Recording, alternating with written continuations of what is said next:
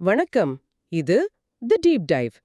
இன்னைக்கு நாம நீங்க பகிர்ந்துகிட்ட சில மூலங்கள வச்சு ஜென் உலகத்துக்குள்ள ஒரு பயணம் செய்ய போறோம். ஆமா. குறிப்பா ஜென் வார்த்தைகளுக்கு அப்பாற்பட்ட மர்மம் புத்தகத்தோட சில பகுதிகள். அது கொஞ்சம் ஆழமா பார்க்கலாம். ம். இது வெறும் தத்துவ விசாரணை இல்ல, நம்மளோட சில அடிப்படையான புரிதல்களை கேள்வி கேட்கிற மாதிரி இருக்கும். கண்டிப்பா. இந்த உரையாடல்ல ஜென்னோட அந்த தனித்துவமான பார்வை என்ன, அது ஏன் வார்த்தைகளையே ஒரு சந்தேக கண்ணோட பாக்குது, எப்படி நேரடி அனுபவத்துக்கு அவ்வளோ முக்கியத்துவம் கொடுக்குது, ம். அப்புறம் இந்த நிறுவப்பட்ட மதங்கள் இருக்கு இல்லையா, அதை ஜென் எப்படி அணுகுது, இதெல்லாம் புரிஞ்சுக்க முயற்சிப்போம். சரி. உங்களுடைய இந்த மூலங்கள்ல இருந்து முக்கியமான கருத்துக்களை, கொஞ்சம் சிந்திக்க வைக்கிற மாதிரி இருக்கிற விஷயங்களை பிரிச்சு உங்ககிட்ட கொண்டு வர்றது தான் எங்க நோக்கம். ஆமா, நாம இன்னைக்கு பார்க்க போற மூலங்கள் சில சமயம் கொஞ்சம் அதிர்ச்சியா கூட இருக்கலாம். நேரடியானவ. ஓஹோ. நிறைய ஜென் கதைகள் இருக்கு, ஓஷோவோட விளக்கங்கள் இருக்கு. நம்ம வழக்கம் போல தர்க்க ரீதியான வாதங்கள், கோட்பாடுகள் அப்படிங்கறத விட ஆமா.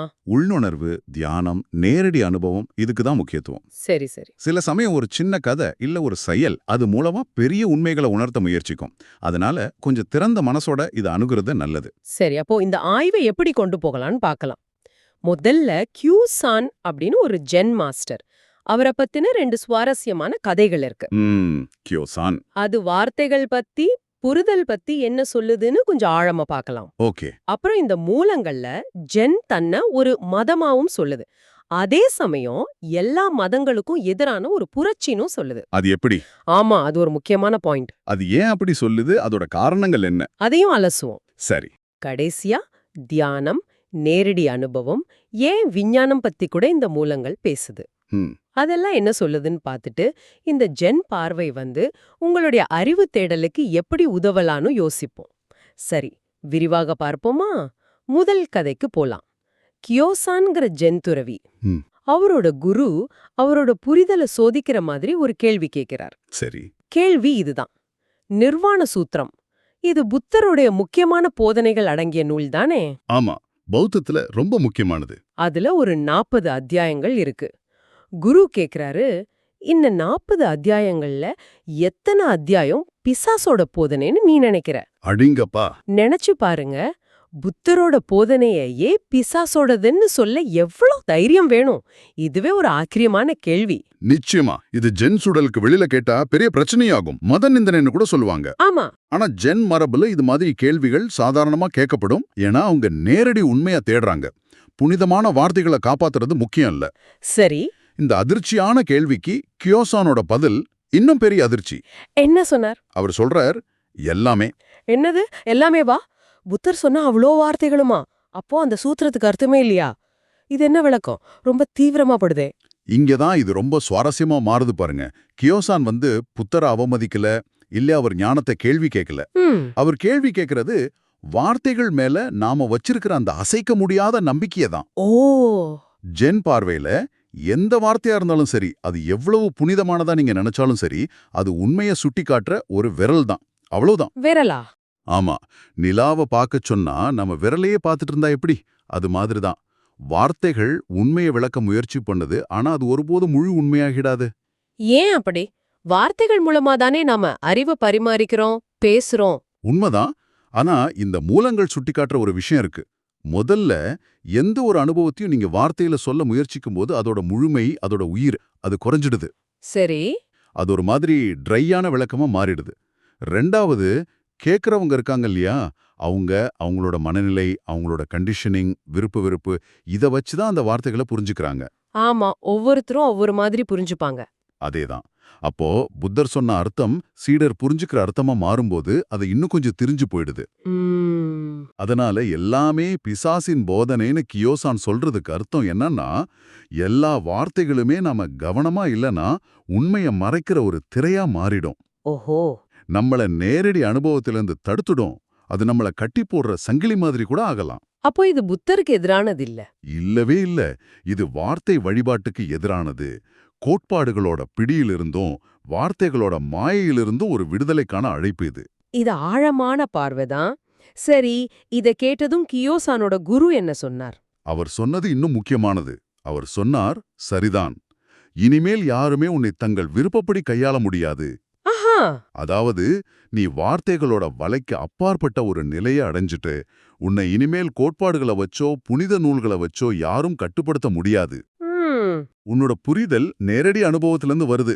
நீ இனிமே வார்த்தைகளை ஒரு கருவியா பயன்படுத்துவியே தவிர அதுக்கு அடிமையாக மாட்டாய். இது பெரிய விடுதலை இல்லையா? ஆமா, ஒரு மாதிரி அறிவுசார் அடிமைத்தனத்திலிருந்து விடுதலைன்னு சொல்லலாம். சரி, அடுத்த கதைக்கு போவோம். இதுவும் கியோசான் பத்தி தான். சரி. ஒரு நாள் ஒரு துறவி கியோசான் கிட்ட வர்றார். வந்து கேக்குறார், தர்ம காயம் அப்படின்னா என்னன்னு கொஞ்சம் விளக்க முடியுமா? தர்ம காயம். தர்ம காயம்னா இந்த மூலங்கள் சொல்றபடி புத்தரோட உண்மையான அழியாத உருவமற்ற உடல்னு சொல்லலாம். இல்லனா பிரபஞ்சத்தோட அடிப்படை உண்மை அப்படின்னு வச்சுக்கலாமா? ஆமா, அது ஒரு ஆழமான பௌத்த கருத்து. ஆமா, அந்த துறவி அப்படி கேட்டதும் கியோசானோட பதில் மறுபடியும் வித்தியாசமா இருக்கு. அவர் சொல்றார், என்னால விளக்க முடியாது, ஆனா விளக்கக்கூடிய ஒண்ணு இருக்கு. ஓஹோ. அந்த துறவிக்கு ஆர்வம் தாங்கல. உடனே கேக்குறார், அப்படியா, அது எங்க இருக்கு? இதுக்கு கியோசான் என்ன செய்யறார் தெரியுமா? ஒரு வார்த்தை கூட பேசல. அவரு பக்கத்துல இருந்த ஒரு தலையணையை எடுத்து அமைதியா முன்னாடி நகர்த்தி வைக்கிறார். அவ்வளவுதான். தலையணையா? ஒரு தலையணைய நகர்த்தி வைக்கிறது எப்படி தர்ம காயத்துக்கான விளக்கமா இருக்கும்? அதுதான் எனக்கும் புரியல. என்ன அர்த்தம் இதுக்கு? இங்கதான் ஜென்னோட அந்த நுட்பம், அந்த அழகு இருக்கு.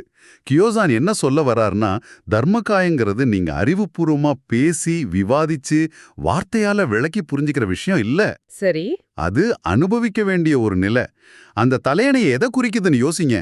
ஓய்வு, தளர்வு, மனசோட ஓட்டத்தை நிறுத்துறது, முழுமையான அமைதி நிகழ்கணத்துல இருக்கிறது. கியோசான் மறைமுகமா சொல்றார், உன்னோட மன ஓட்டத்தை நிறுத்துப்பா. எல்லா கேள்வியையும் தேடலையும் விட்டுட்டு இந்த தலையணை மாதிரி முழுமையான ஓய்வுல இரு. அந்த அமைதியில, அந்த மௌனத்துல உனக்கு தர்மகாயம்னா என்னன்னு தானா புரியும். அதை நீயே உணர்வா. ஓ, அப்படியா? வார்த்தைக்கு அப்பாற்பட்ட ஒரு நேரடி பாடம். ஆக்சுவலா செயல் மூலமா காட்டுறார். ஆக பதில் செயலிலும் அனுபவத்திலும் தான் இருக்கு, விளக்கத்துல இல்லைன்னு சொல்றார். இது ரொம்ப அசாதாரணமா இருக்கு. சரி, இத கேள்விப்பட்ட அவரோட குரு என்ன சொன்னார்? அவரோட குரு சொன்னார், கியோசான் வாளின் கூர்முனையை பயன்படுத்துகிறார். வாளின் கூர்முனையா? ஆமா, இது ஒரு பக்கம் பாராட்டு, இன்னொரு பக்கம் ஒரு எச்சரிக்கைன்னு சொல்லலாம். எப்படி? வாளோட முனை மாதிரி கியோசானோட இந்த பதில் ரொம்ப ஷார்ப், நேரடியானது, பவர்ஃபுல். ஆனா அதே சமயம் வாழை சரியா பயன்படுத்தலனா ஆபத்து இல்லையா? ஆமா. அது மாதிரி இந்த மாதிரி பதில்களை மேலோட்டமா பாக்குறவங்க அதோட ஆழத்தை புரிஞ்சுக்காம தப்பா அர்த்தம் எடுத்துக்கலாம். ஓ, தலையணையில தான் ஏதோ சக்தி இருக்கு போலன்னு நினைக்கலாம். இல்லனா இது என்ன அர்த்தமே இல்லாத வேலை ஆனா கூட நிராகரிக்கலாம். சரி சரி. இந்த உண்மையை புரிஞ்சுக்கிற கேட்கலாவங்களுக்கும் ஒரு கூர்மையான திறந்த மனநிலை தேவைப்படுது. குரு சொல்றது கியோசான் ஆபத்தான ஆழங்களுக்கு கூட்டிட்டு போறார், ஆனா அதுதான் உண்மையான பாதை. இங்க ஒரு முக்கியமான கேள்வி எழும்புது. அந்த துறவிக்கு இது புரிஞ்சுதா இல்லையான்னு நமக்கு தெரியாது, ஆனா வழிகாட்டப்பட்டு விட்டது. இந்த 2 கதைகள் மூலமா வார்த்தைகளை தாண்டி நேரடி அனுபவத்துக்கு ஜென் கொடுக்கிற முக்கியத்துவத்தை நல்லா புரிஞ்சுக்க முடியுது. சரி, இப்ப அடுத்த கட்டத்துக்கு போலாம். ஜென் தன்னை எப்படி பாக்குது? இந்த மூலங்கள்ல ஜென் தன்னை ஒரு மதமாகவும் சொல்லுது, அதே சமயம் எல்லா நிறுவப்பட்ட மதங்களுக்கும் எதிரான ஒரு புரட்சியாகவும் முன்வைக்குது. இது எப்படிங்க சாத்தியம்? ஒரு விஷயம் எப்படி ஒரே நேரத்துல மதமாகவும் மதத்துக்கு எதிரானதாகவும் இருக்க முடியும்? இது ஜென்னோட ஒரு மைய முரண்பாடு மாதிரி நமக்கு தோணலாம்.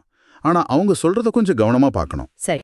இந்த மூலங்களின்படி ஜென் மதம் அப்படிங்கறத விட மதத்தன்மைய பத்தி தான் அதிகமா பேசுது. மதத்தன்மை, அதுக்கு என்ன வித்தியாசம்? மதத்தன்மைங்கிறது ஒரு உயிர்ப்புள்ள தனிப்பட்ட ஆன்மீக அனுபவம். ஆனா இந்த நிறுவப்பட்ட மதங்கள், நாம பார்க்கிற பெரிய மத அமைப்புகள் எல்லாம் காலப்போக்குல தங்களோட ஆரம்பகால உயிர்ப்பை இழந்து வெறும் சடங்குகளா, கோட்பாடுகளா, ஒரு சிஸ்டமா மாறிடுச்சுன்னு இந்த மூலம் ரொம்ப கடுமையா விமர்சிக்குது. ஓஹோ. அவை உண்மையான தேடலுக்கு பதிலா மக்களுக்கு ஒரு தற்காலிக ஆறுதலையும் ஒரு பாதுகாப்பையும் கொடுக்கிற ஒரு சமூக அமைப்பா மாறிடுச்சு. அதனாலதான் கார்ல் மார்க்ஸோட அந்த புகழ்பெற்ற வரி, மதம் என்பது மக்களுக்கு அப்பின், அதை இந்த மூலம் கோட் பண்ணுது. நிச்சயமா இது மூலத்தோட பார்வைன்னு நாங்க தெளிவுபடுத்த விரும்புறோம். இதுல நாங்க எந்த பக்கமும் சாரல. ஆமா, இது மூலத்துல சொல்லப்பட்டிருக்கிற கருத்து. இந்த மூலத்தின்படி இந்த மாதிரி ஆறுதல் உண்மையான விடுதலையை தடுக்குது. இந்த உயிர்ப்பை இழந்து விட்டதுங்கிற குற்றச்சாட்டுக்கு வேற என்ன காரணங்களை இந்த மூலங்கள் சொல்லுது? ஒரு முக்கியமான காரணம், இந்த மதங்கள்ல பலவும் ஒரு விதமான முடிவுத்தன்மையை அறிவிக்கிறது தான். முடிவுத்தன்மையா அப்படின்னா? உதாரணமா மகாவீரர் 24வது தீர்த்தங்கரர், அவர்தான் கடைசி, இனி யாரும் வரமாட்டாங்க. முகமது தான் கடைசி நபி, அவருக்கு பிறகு இறை தூதர்கள் இல்லை. இயேசுதான் கடவுளோட ஒரே மகன், அவர்தான் ஒரே வழி.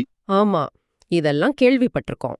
இப்படி சொல்றதன் மூலமா புதிய வழிபாடுகளுக்கும் மாறிவரும் மனித பிரக்ஞைக்கும் புதிய ஞானோதயங்களுக்கும் கதவுகள் அடைக்கப்பட்டு விடுகின்றனன்னு இந்த மூலம் வாதிடுது. சரி. எல்லாமே ஏற்கனவே சொல்லியாச்சு, எழுதியாச்சு, இனி நீங்க செய்ய வேண்டியது அதை பின்பற்றுவது மட்டும்தான் அப்படிங்கிற ஒரு மனநிலை உருவாகுது. இது தனிமனிதனோட நேரடி தேடலை முடக்கி விடுதுன்னு சொல்லுது. இதுக்கு ஒரு கதை கூட மூலத்துல இருக்குல்ல. பாக்தாத்ல கலீஃப் உமர் காலத்துல நடந்ததா சொல்றாங்களே. ஆமா, அந்த கதை இந்த கருத்தை விளக்க நல்லா உதவுது. கலீஃப் உமர் காலத்துல ஒருத்தன் தன்னை கடவுளோட புதிய தூதர்னு அறிவிச்சுக்கிறான். கொஞ்ச நாள்ல இன்னொருத்தன் அவனை விட ஒருபடி மேல போய் தன்னை கடவுளேன்னு அறிவிச்சுக்கிறான். அடேங்கப்பா. கலீஃப் உமர் 2 பேரையும் கூப்பிட்டு விசாரிக்கிறார். முதல்ல தூதர்னு சொன்னவன 7 நாள் சரியா சாப்பாடு தண்ணி இல்லாம கொஞ்சம் கொடுமைப்படுத்துறார். சரி. ஆனாலும் அவன் அசரல. சொல்றான், கடவுள் எனக்கு முன்னாடியே சொன்னார் இந்த மாதிரி சோதனைகள் வரும், ஆனா உறுதியா இருக்கணும்னு. அதனால என் நம்பிக்கை இப்போ இன்னும் அதிகமாயிடுச்சுன்னு. இது அவனோட நம்பிக்கையோட பிடிவாதத்தை காட்டுது. ஓஹோ. அப்போ கடவுள்னு சொன்னவன் இருக்கானே, அவன் கோபமா கத்துறான், உமர், அவன் சொல்றத நம்பாத, நான் முகமதுக்கு அப்புறம் எந்த புதிய தூதரையும் அனுப்பவே இல்லையேன்னு. ஹஹா, இது நல்லா இருக்கே.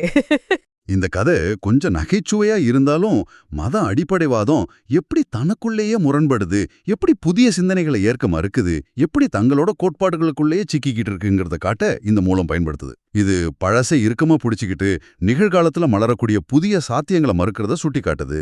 அப்போ இந்த மாதிரி இறுக்கமான அமைப்புகளுக்கு பதிலா ஜென் எதை முன்வைக்குது? ரொம்ப நெகிழ்வானதா இருக்குமா? ஆமா, அதுதான் முக்கியம். ஜென் தன்னை ஒரு நிலையான கோட்பாடா, ஒரு முடிஞ்சு போன போதனையா பார்க்கல. இந்த மூலங்கள் ஜென் எப்படி விவரிக்குதுன்னா, அது ஒவ்வொரு நாளும் புதிதா மலர்ற காட்டுப்பூ மாதிரி. காட்டுப்பூவா? ஆமா, அதுக்குன்னு ஒரு குறிப்பிட்ட வடிவம், ஒரு கட்டுப்பாடு இல்ல. அது எந்த ஒரு புனித நூலையும் இறுதியானதா ஏத்துக்கல. அது படிநிலைகள், போப், சங்கராச்சாரியார், ஆயத்துல்லா மாதிரி அதிகார அமைப்புகளை அது நிராகரிக்குது. ஏன்? ஏன்னா உண்மைங்கிறது யாருடைய தனிப்பட்ட சொத்தும் இல்லைன்னு அது நம்புது. ஜென் பார்வையில உண்மையான ஆன்மீக சுதந்திரம்ங்கிறது கீழ்ப்படியாமையில தான் இருக்கு. கீழ்ப்படியாமையிலையா? அதாவது குருட்டுத்தனமா எதையும் பின்பற்றாம சொந்த அனுபவத்தின் மூலமா உண்மையை கண்டடையறதில்ல. அதனாலதான் அது ஒரு மதமா இல்லாம ஒரு மதத்தன்மைய, ரிலிஜியஸ்னஸ வலியுறுத்துது. ஒரு உயிர்ப்புள்ள, நெகிழ்வான, ஒவ்வொரு கணமும் புதிதான ஆன்மீக உணர்வு. இதெல்லாம் வச்சு பார்க்கும்போது என்ன புரியுது? ஜென் ஒரு அமைப்பில்ல, அது ஒரு அணுகுமுறைன்னு சொல்றீங்க.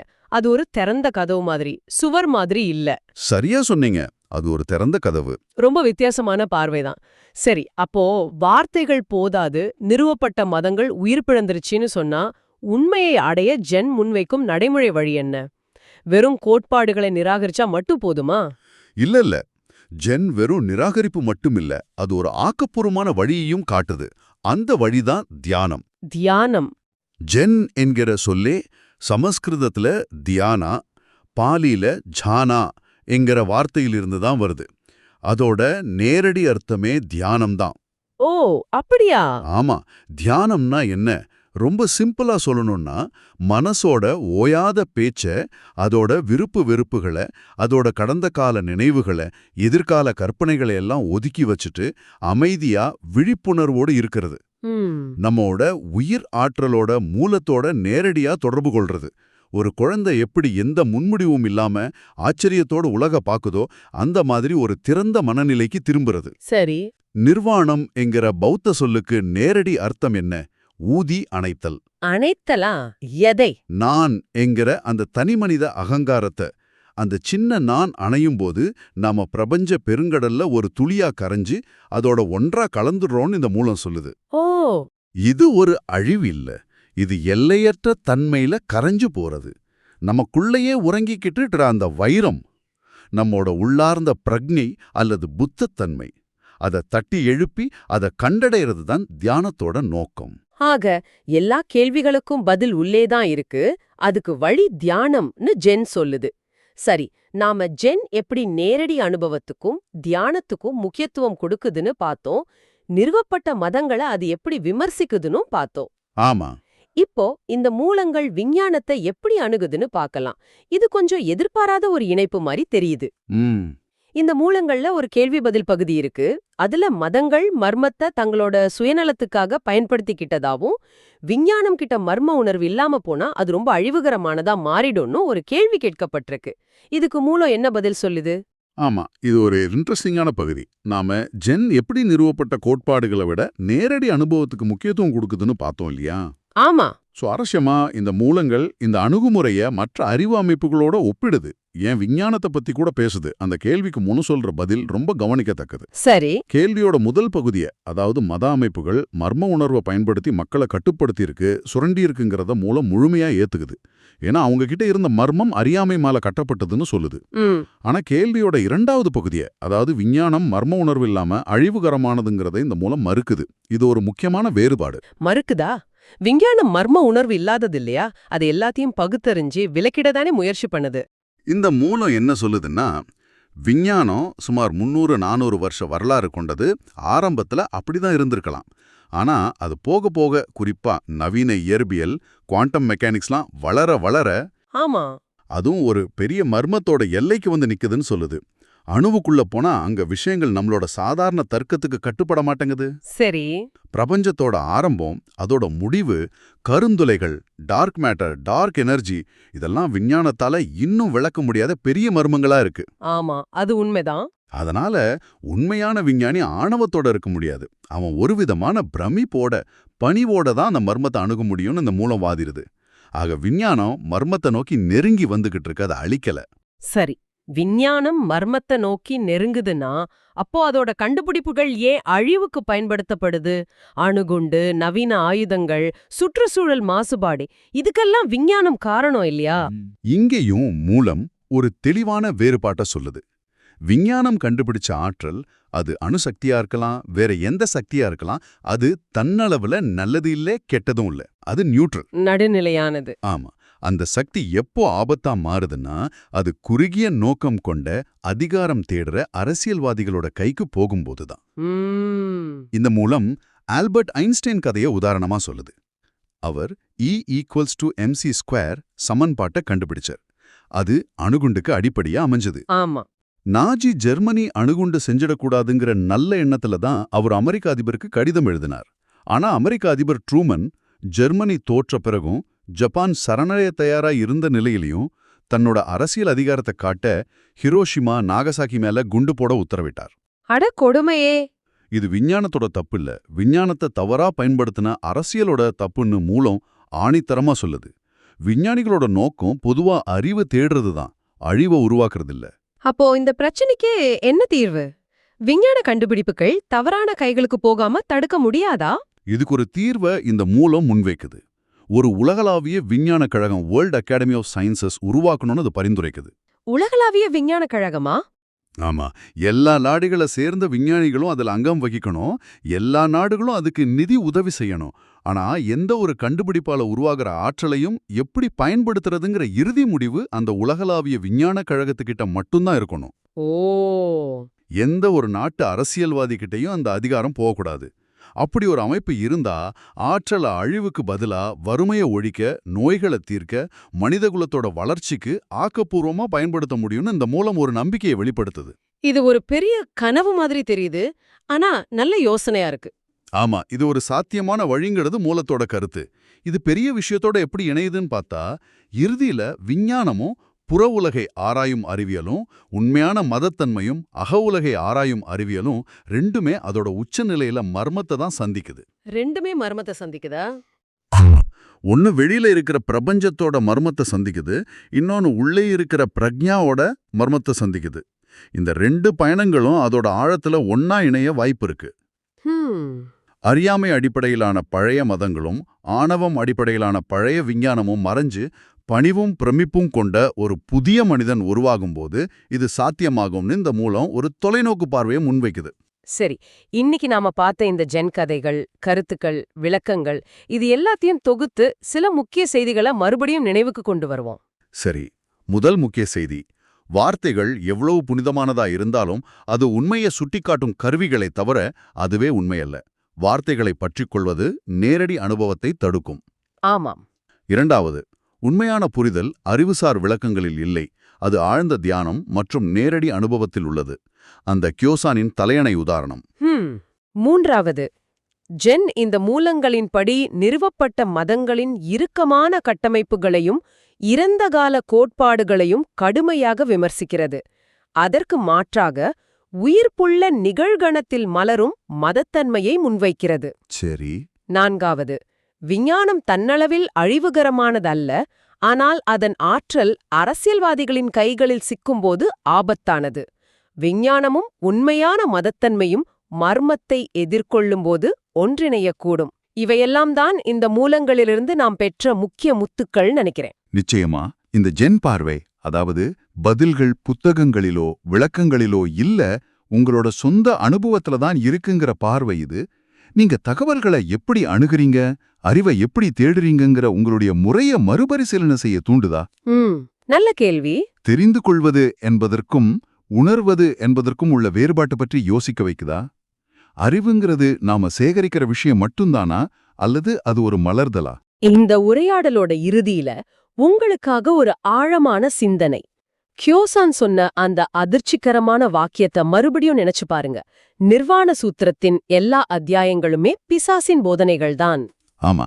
இந்த தீவிரமான கூற்று நாம தினமும் சந்திக்கிற எல்லா வகையான தகவல்களையும், செய்திகள், நிபுணர்களின் கருத்துக்கள், ஏன் இந்த உரையாடல்ல நாங்க சொல்ற விஷயங்களை கூட அப்படியே முழுமையா நம்பாம ஒரு விமர்சன பார்வையோட அணுகவும், எல்லாவற்றையும் விட நம்மோட சொந்த அனுபவத்துக்கும் உள்ளுணர்வுக்கும் அதிக முக்கியத்துவம் கொடுக்கவும் நம்ம எப்படி தூண்டுகிறது? வார்த்தைகளின் எல்லைகளுக்கு அப்பால் இருக்கும் உண்மையை நீங்க எப்படி தேடுவீங்க? இத நீங்க யோசிச்சு பாருங்க. இந்த சிந்தனை பயணத்துல எங்களோடு இணைந்திருந்த உங்க எல்லாருக்கும் எங்களுடைய நன்றி. மீண்டும் வேறொரு ஆழமான தேடலில் சந்திப்போம். நன்றி.